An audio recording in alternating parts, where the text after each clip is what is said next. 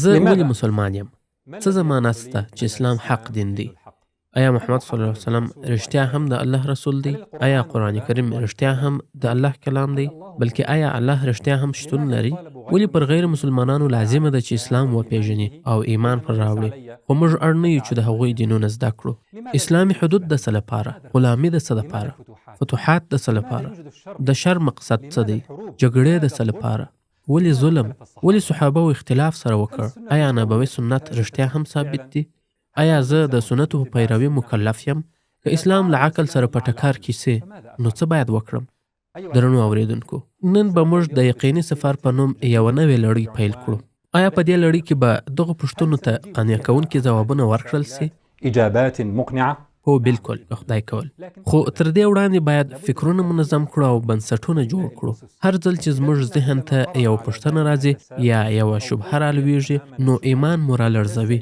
نو زموږ ایمان د هغه میز په څیر دی چې پښې یې کمزوري او نازکې وي. نو پر دغه میز چې ډېر لږ بار هم کښېښودل سي پښې یې سره لړزیږي. اذا وضع عليها حمل ولو ضعيف.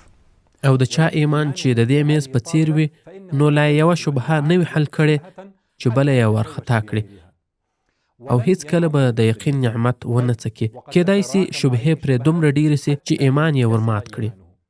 نو د دې لړۍ لومړی هدف د داسې مضبوطو او قوي بنسټونو جوړول دي چې زموږ ایمان پرې تکیه وي، ثابت، پیاوړي او قانع کوونکي بنسټونه.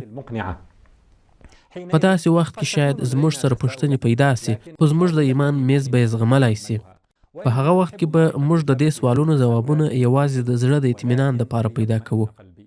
که ځواب مو وموند خو ښه تر ښه، او که مو ونه موند نو د داسې ایمان لور ته د دې پوښتنې څخه فنا وړو چې موږ د عقل پر بنیاد خپل کړی دی، یعنی یو صحیح او معقول موقف یا دریځ خپلوو. خو تحقیق هم نه پرېږدو. په مناسبو او باوري سرچینو کې د ځواب لټولو سره ورو ورو قانع کوونکي ځوابونه پیدا کولی سو، تر دې چې هماغه شبهه خپله د ایمان یوه نوې پایه سي او د اسلام د حقانیت باور نور هم پیاوړی کړي. لکه ډاکټر محمد الدراس چې وایي د روښانه حق پر وړاندې چې شبهه راپورته سي هغه به یې بیرته په خپل دلیل واړوي او د خپلو دلایلو برخه به یې وګرځوي. تر دې بنسټونو جوړولو وروسته به انشاءالله د شبهاتو سره د چلند تګلاره هم زده کړو چې د خپلو پوښتنو سره څنګه علمي او په سړه سینه چلند وکړو، بلکې تر خپله وسه یې څه ډول په نوو بنسټونو بدل کړو تر څو ایمان مو نور هم ټینګ سي. او بیا به له سره په دې پوښتنو کې غور وکړو او له ځانه به وپوښتو چې په اصل کې دا پوښتنې زموږ په ذهن کې راپورته کیږي ولې؟ آیا دا عادي خبره ده او د هر انسان سره داسې کیږي؟ او که دا ډول شکوک د رواني مشکلاتو نښې وي، هزیمة نفسیة نعانیها، آیا ممکنه نه ده چې دا پوښتنې ځکه را پیدا کیږي چې موږ ځان او خپل دین ته د خپلو دښمنانو په عینکو کې ګورو؟ هغه دښمنان چې پر رسنیو او اغیز خپرونکو وسیلو د واکمنۍ له لارې زموږ فکر، احساسات، ذوق او معیارونه داسې جوړ کړي دي چې اوس ښه راته بد ښکاري او بد راته ښه ښکاري. نرى الحسن قبیحا والقبیح حسنا. آیا دا زموږ د اسلامي کرامت او انساني خپلواکۍ سر ښایي چې موږ خپل دښمن ته دا اجازه ورکړو تر څو زموږ د دین پر ضد پوښتنې او شکوک راپورته کړي او په مقابل کې موږ کله مدافع او کله بیا ان شکمن دریځ خپل کړو؟ زموږ دا لړۍ د باور جوړولو او همدارنګه د اسلامي عزت د را ژوندي کولو لپاره ده. موږ به بیرته خپل اصل ته ستانه سو، خپل بنسټ ته د الله جل جلاله د وجود د ثابتولو څخه به یې راپیل کړو. بیا به دا ثابته کړو چې محمد صلی الله علیه وسلم د الله رسول دی او دا چې قرآن د الله کلام دی. او بیا به پر همدې بنسټونو نور مطالب په اسانه خو قانع کوونکې او خوندوره طریقه بیان کړو که خدای کول.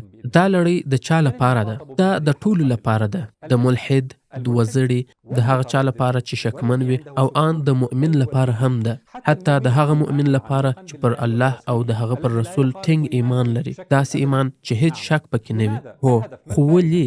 هدف یې څه دی؟ ګټه یې څه ده؟ د یو مؤمن په حیث زما لپاره دا لړۍ څه ګټه لري؟